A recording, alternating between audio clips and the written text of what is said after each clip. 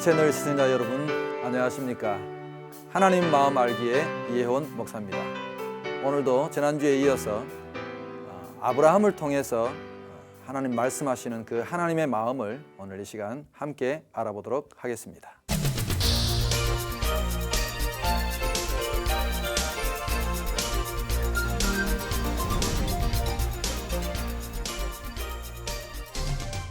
오늘부터는 우리가 족장들을 통해서 하나님께서 어떻게 역사하시고 족장들을 통해서 하나님의 또 나라를 이루어 가시는지 그 가운데 나타난 하나님의 마음을 우리가 또 함께 알아보도록 하겠습니다.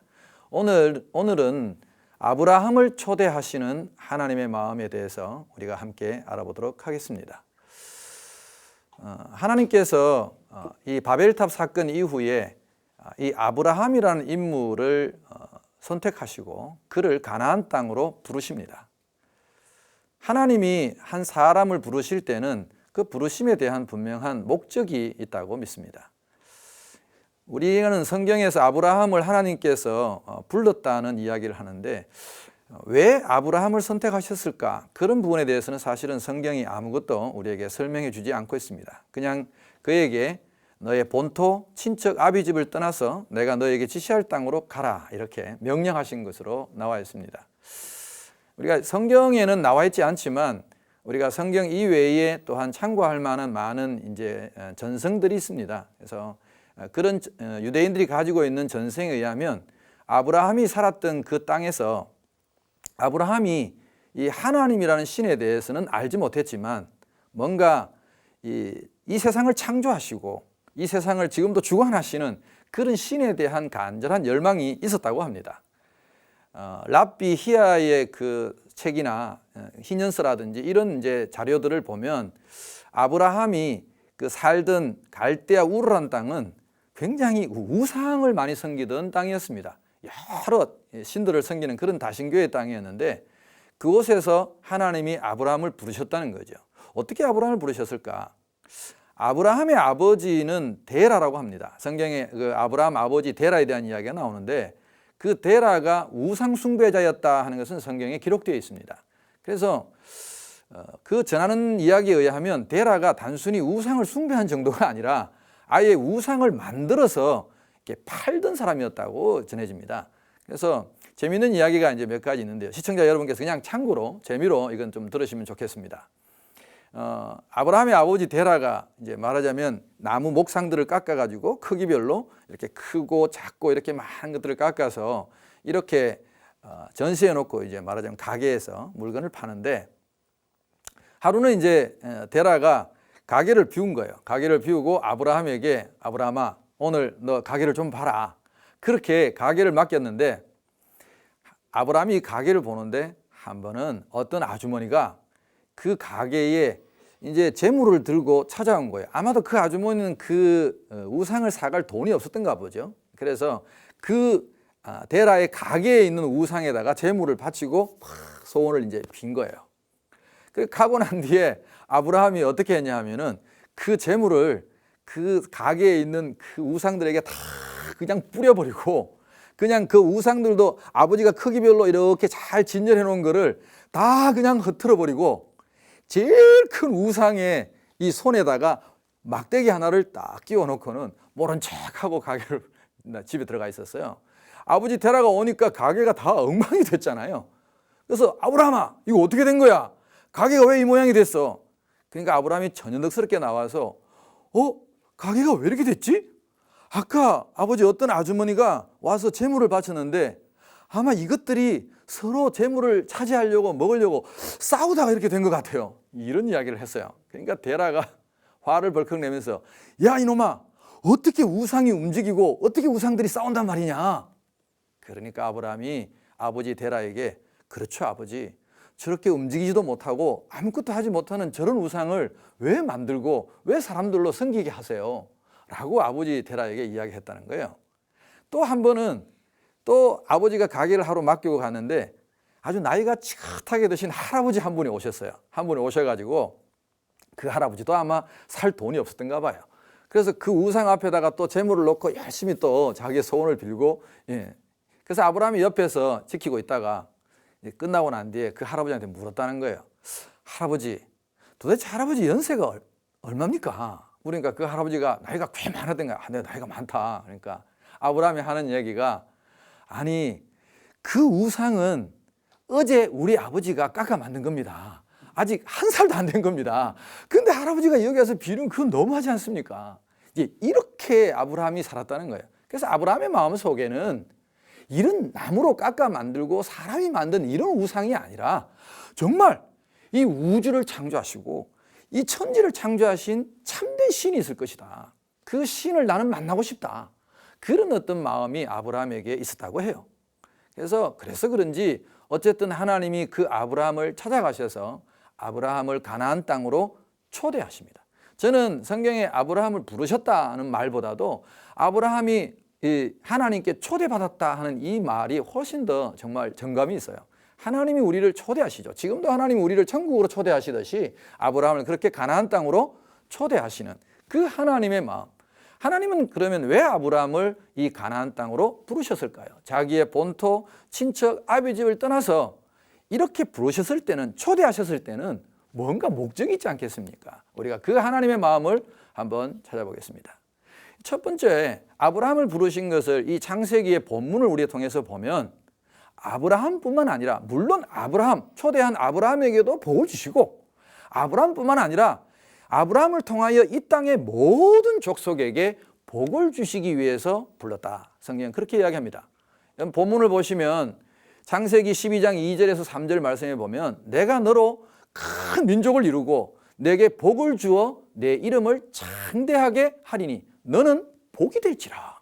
그렇게 말씀하셨어요. 그리고 3절에 보면 더 놀라운 말씀이 있습니다. 너를 축복하는 자에게는 내가 복을 내리고 너를 저주하는 자에게는 내가 저주하리니 땅의 모든 족속이 너로 말미암아 복을 얻을 것이라.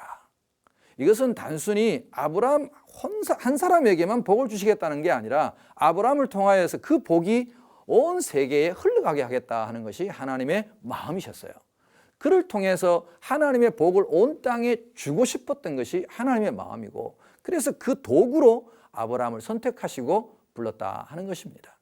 이 하나님의 마음을 우리가 성경을 통해서 볼 수 있고, 두 번째는요, 이 아브라함이 그렇게 하나님의 말씀에 순종해서 이 가나안 땅에 들어오게 됩니다. 참 많은 중간에 여러 가지 과정이 있었지만 우여곡절 끝에, 우리말로 하자면 우여곡절 끝에 성경에 보면 마침내 가나안 땅에 들어왔습니다.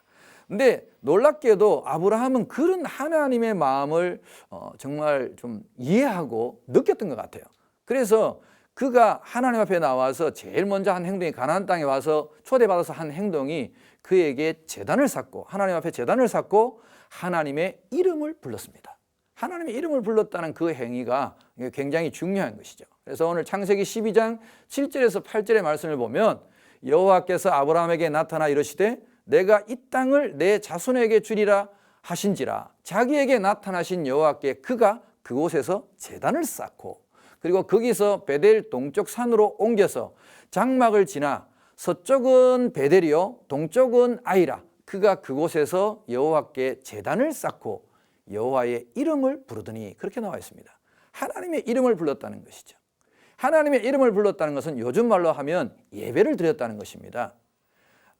구약에 보면 창세기 4장에 에노스라는 인물이 나옵니다. 그 에노스라는 사람이 태어나서 하나님의 이름을 불렀더라 하는 말씀이 처음 기록되어 있어요.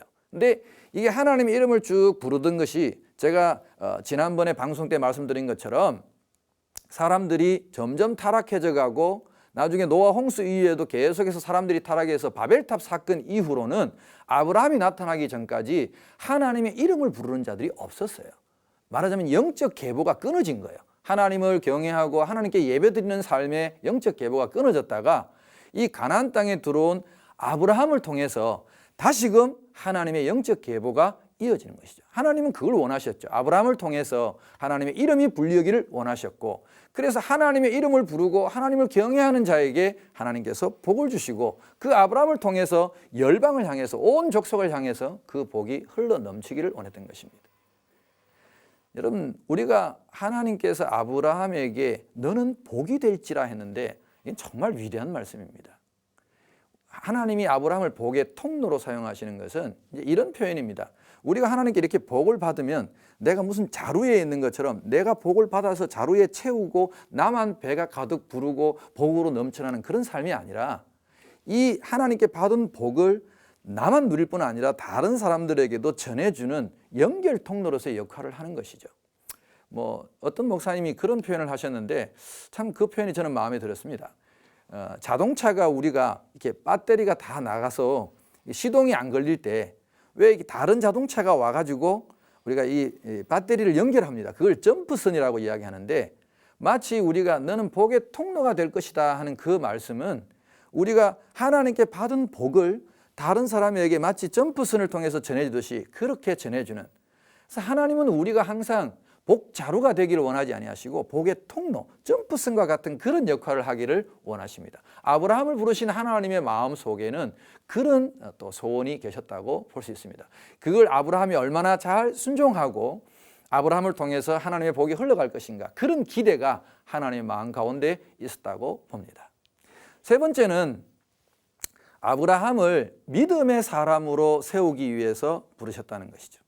저는 이 표현을 참 좋아합니다. 그 가나안 땅에 아브라함이 들어온 것을 믿음의 학교에 입학했다, 그렇게 표현하기를 좋아합니다. 이제 하나님께서 믿음의 사람으로 세우시기 불렀는데 우리가 일반적으로 교회에서 아브라함 하면 여러분들은 어떤 딱 떠오르는 이미지가 있죠. 아브라함 하면 거의 모든 교회 사람들이 다 믿음의 조상, 이제 이런 표현들을 하기를 좋아하십니다. 맞습니다. 믿음의 조상이라고 불리죠. 근데 여러분, 아브라함이 처음부터 믿음의 조상이었을까요? 그렇지 않잖아요. 처음에는 그도 믿음이 그렇게 강한 사람이 아니었습니다. 그냥 평범한 한 사람이었어요. 그저 하나님을 찾고 하나님을 만나기를 원했던 사람이죠. 그래서 하나님께서 아브라함을 가나안 땅으로 부르셔가지고 그를 차근차근 믿음의 사람으로 훈련시켜 나가십니다. 그 훈련시켜 나가시는 그 과정을 보면 아브라함을 딱 불렀어요, 가나안 땅에. 그러면 여러분, 우리가 일반적으로 생각할 때 하나님이 아브라함을 초대하셨어요. 뭔가 목적을 가지고 초대하셨으면 그에게 이제부터 내가 너에게 모든 걸 보장해 주겠다. 여러분 그렇잖아요. 그 당시에 본토 친척 아비 집을 떠났다는 것은 요즘 말로 하면 자기의 모든 기득권을 내려놨다는 겁니다. 다 포기했다는 거예요. 뭔가 부르신 그분을 위해서, 하나님을 위해서 내가 그동안 가졌던 모든 것을 다 포기하고 온 거예요. 근데 아브라함이 온 모습을 보면 아브라함의 아버지 데라와 원래 갈대아 우르에서 먼저 떠났다가 그곳에서 하란이라는 곳에서 좀 머물러 있었어요. 얼마나 머물러 있는지는 정확하게 알 길은 없지만 그곳에 머물러 있으면서 아버지 데라는 떠나지 않은 거예요. 떠나지 않고 아브라함은 그곳에서 다시 한번 하나님의 명령을 받고 아버지와 가족들을 남겨두고 떠납니다. 물론 혼자 떠난 건 아니에요. 아내 사라하고 조카 롯하고 그곳에서 자기가 또 가지고 있는 재산, 뭐 양들이나 뭐 소들 이런 것들을 끌고, 그럼 또 많은 사람들, 종들도 왔어요. 그러니까 두 사람이 딸랑 온 건 아니에요. 이 가나안 땅에 들어올 때는 제법 많은 사람들이 함께 무리를 지어서 들어왔다고 생각합니다. 이때 이 하란을 떠났을 때 데라의 나이가 145세였습니다. 아직 아버지가 죽기 전이었어요. 죽기 전에 정말 아비 집을 떠나고 본토를 떠나고 그렇게 해서 가나안 땅으로 들어왔죠. 여러분이 아브라함 같으면 하나님께 대한 어떤 기대를 갖고 있겠습니까? 하나님이 나를 초대하셨으니까, 하나님이 나를 가라고 말씀하셨으니까 이제부터 내 삶의 모든 것은 다 하나님이 책임지실 것이다. 여러분 그런 기대가 있지 않나요? 하나님 책임지실 것이다. 그런 기대를 가지고 사실 들어왔어요. 가나안 땅에 들어왔는데 많은 사람들을 끌고 아마 많은 사람들이 두려워했겠죠. 그 당시에 제가 말씀드린 것처럼 이 자기의 본거지를 떠난다는 것은 결코 쉬운 선택이 아닙니다. 지금은 우리가 뭐 이렇게 좀 다른 나라에 이민도 가고 하지만 사실 저도 이렇게 외국에 가서 교포들을 만나보고 해보면 거기서 잘 사는 것 같지만 그래도 이국 땅이라는 것은 어딘가 좀 불안합니다. 내 고향이 아니고 내 본토가 아니면 그런 불안한 마음이 아브라함에게도 있었겠죠. 그때는 더 심했을 거라고 저는 봅니다. 왜냐하면 그 당시에 이 사회 자체가 굉장히 그 시족 사회 중심입니다. 자기 친척들 이게 한데 이루어 가지고 공동체를 이루고 그렇게 살아가던 사회이기 때문에 자기 친족이 아니고서는 정말 목숨을 걸고 자기를 보호해주고 지켜줄 만한 그런 것들이 별로 많지 않았어요. 그런 두려움을 갖고 이제 아브라함이 왔단 말이에요. 왔는데 이 가나안 땅에 와서 이제 멋지게 아까 말씀드린 것처럼 하나님 앞에 제단도 쌓고 여호와 이름을 쫙 부르고 하나님 앞으로 하나님께서 제게 열어주시는 그런 멋진 삶을 제가 기대합니다 하고 그렇게 했는데, 여러분 놀랍게도 하나님께서 아브라함에게 제일 먼저 주신 게 뭔 줄 아세요? 기근이에요. 기근. 그 땅에 기근이 온 거예요. 지금 시청자 여러분들의 그 마음을 보면 뭐 기근이 와서 어쨌다는 얘기야, 그런 표정이실 것 같은데, 지금 이 산업사회에서 살아가는 우리한테는 기근이라는 단어가 별로 충격적이지 않아요. 그러나 여러분, 아브라함이 살던 그 시대의 모든 사회적 기반은 농경사회입니다. 농업을 기반으로 하는 사회에서 여러분 기근이라는 것은 그건 엄청난 충격이에요. 요즘 우리말로 하면 IMF와 같아요. 경제공황을 만난 거예요. 여러분 이럴 수가 있나요? 하나님 믿고 왔는데 아브라함이 뭘 믿었습니까? 이 땅도 몰라요. 이 땅에 아무도 아는 사람도 없어요. 오직 하나님 한 분만 믿고 여기로 왔어요. 근데 하나님이 자기에게 기근을 주셨어요. 경제적인 어려움을 주셨단 말이에요. 아브라함이 너무 충격을 받았죠. 어떻게 할까 고민했죠. 그래서 이 믿음의 사람으로 하나님이 세우시기 위해서 하나님의 입장에서는 아브라함을 훈련하고 그 믿음을 테스트하고 그렇게 연단을 통해서 키워나가실 마음이셨는데, 아브라함의 생각은 틀렸어요. 아직 때가 아닌가 보다. 뭔가 문제가 있다. 그래서 아브라함이 두 가지 중에 하나를 선택을 해야 됐어요. 자, 여기서 하나님 약속을 믿고 하나님 말씀을 믿고 여기서 내가 견딜 것이냐, 아니면 이 많은 식구들을 데리고 내가 신앙의 도피를 해야 될 것이냐, 우선 살고 봐야 될 것이냐. 여러분 안타깝게도 아브라함은 우선 살고 보자, 그렇게 선택을 했어요. 내가 살아야 하나님도 계신 거지, 내가 죽으면 하나님도 무슨 소용이 있냐. 믿음이 연약한 자들이 흔히 하는 말 중에 이런 말입니다. 내가 있어야 하나님도 있다. 내 중심적인 신앙, 그게 아브라함에게도 사실은 있었어요. 그러니까 아직 아브라함의 신앙이 어렸던 거죠. 연약했던 거죠. 그래서 그는 식구들을 데리고 애굽으로 내려갑니다. 여러분, 하나님이 이 믿음의 학교라고 제가 아까 표현했는데, 학교라는 것은 우리가 진급하고 학년에 올라가려면 반드시 시험을 쳐야 됩니다. 시험을.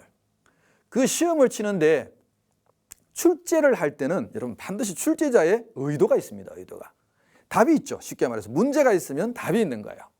그러니까 하나님께서 아브라함에게 이 기근이라는 시험을 줬을 때는, 문제를 줬을 때는 하나님이 원하시는 답이 있을 거 아니에요? 여러분, 하나님이 원하시는 답은 뭐냐? 아브라함이 이렇게 대답해 주기를 원하셨던 것 같아요. 하나님, 내가 여기 왜 왔습니까? 나 하나님 한 분 믿고 왔습니다. 아무것도 나는 믿는 구석이 없습니다. 오직 하나님 한 분만 믿습니다. 하나님이 나 여기 오라 그래서 여기 왔으니까, 이런 상황을 만드셨으면 나를 죽이든지 살리든지 하나님 마음대로 하세요. 그리고 나를 죽이세요 하고 이런 답을 원하셨어요. 그러면 하나님이 이거 진짜 이놈 괜찮구나, 나를 정말 믿는구나 하고 하나님이 어떤 방법으로든 그 기근 가운데서도 아브라함을 세우시고 살리셨다고 저는 믿어요. 근데 아직 아브라함이 연약했어요. 그래서 아브라함이 아이고 하나님, 이번에는 안 되겠습니다. 다음 기회를 노리겠습니다. 그리고 이제 애굽으로 자기의 식구들을 데리고 내려갔죠. 우리가 아는 대로 여러분, 그 애굽 땅에 내려가는 그 길에서 이미 아브라함은 하나님을 버리고 하나님에 대한 신앙을 버리고 이미 자기 생각대로 선택했기 때문에 그때부터 모든 일들은 하나님께 묻는다거나 하나님께 의지한다거나 이걸 다 잊어버린 거예요. 이제부터는 자기 힘으로 살아야 되니까. 그래서 내려가는 길에도 아브라함이 자기의 생각대로 합니다. 그래서 자기 아내 이 사례를 자기 누이 동생이라고 속이는 일이 나오죠. 여러분도 잘 아시는 이야기인데, 왜 아내라고 하면 위험하고 왜 누이 동생이라고 하면 괜찮았을까? 그 당시에 또 문화를 우리가 좀 이해해야 됩니다. 그 당시에 풍습 자체가 이렇게 남의 이쁜 아내를, 남편을 죽이고 남의 이쁜 아내를 빼앗는 걸 자랑으로 여기던 그런 사회 풍습이 있었어요, 실제로. 그러니까 시족 간에 부족 간에 전쟁이 많았기 때문에 전쟁을 통해서 남의 이쁜 아내를 빼앗아 왔어요. 여러분, 이쁜 아내를 빼앗아 왔다는 것은요, 그 남편이 괜찮은 사람을 죽였다는 증거야. 그 부족 간에 여러분 생각을 해보세요. 부족이 있는데 아주 예쁜 여자를 데리고 사는 남자는 어떤 남자일까요?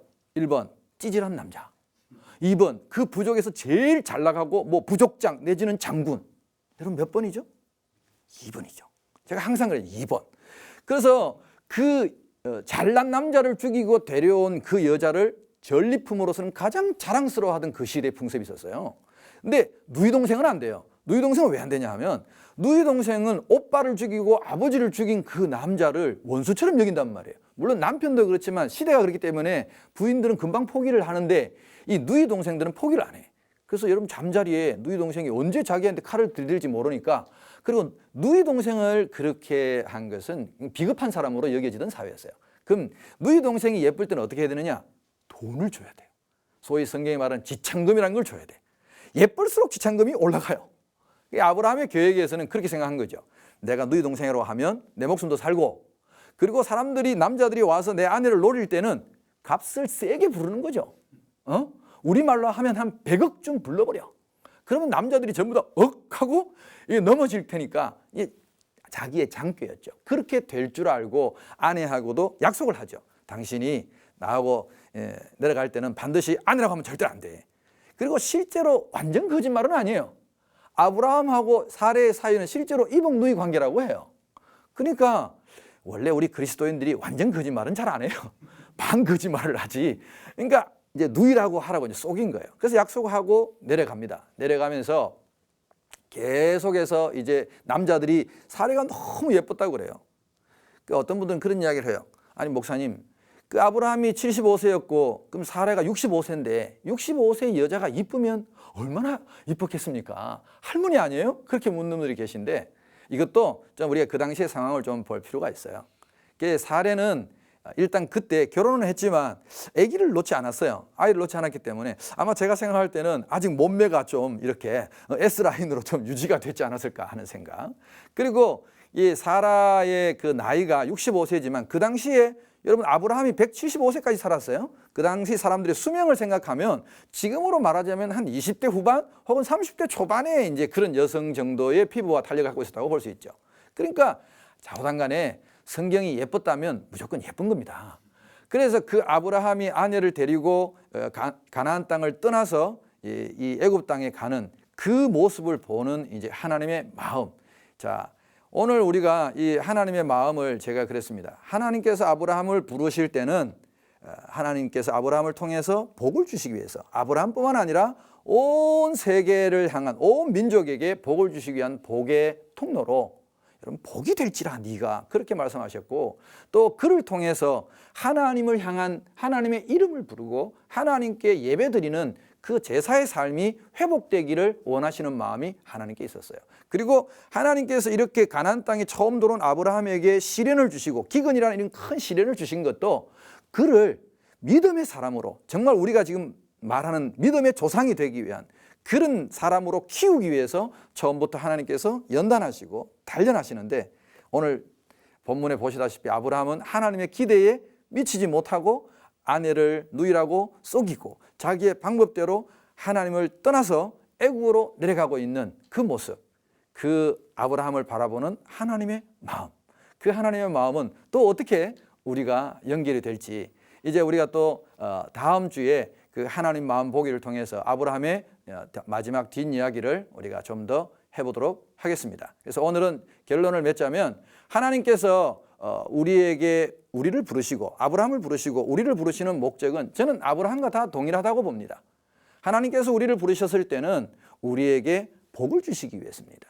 우리를 복을 주셔서 또 나를 통해서 내 주변의 많은 사람들에게 하나님의 복이 흘러가고 전해지기를 원하시는 마음이 있다고 저는 믿습니다. 그리고 하나님이 우리를 또 부르셨을 때는 예배 받기를 원하십니다. 하나님이 경외 받기를 원하시고 나를 통해서 하나님의 이름이 높여지기를 원하고 하나님의 이름이 불려지기를 원하시는 마음이 오늘 우리에게도 있다고 저는 믿습니다.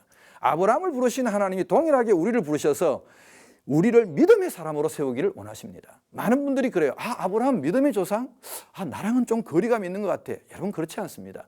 처음부터 믿음의 조상이 되지 않았다니까요. 아브라함도. 우리도 지금의 모습은 연약하고 부족하지만 하나님께서 우리를 부르시고 하나님께서 우리를 세우시기로 작정하셨다면 우리도 아브라함처럼 그렇게 한 단계 한 단계 한 학년 올라가다 보면 이 믿음의 학교에서 우리도 믿음의 조상으로 아브라함처럼 하나님과 함께 정말 친구로서 교제할 수 있는 그런 수준 있는 신앙으로 믿음의 사람으로 반드시 자라게 될 줄로 믿습니다.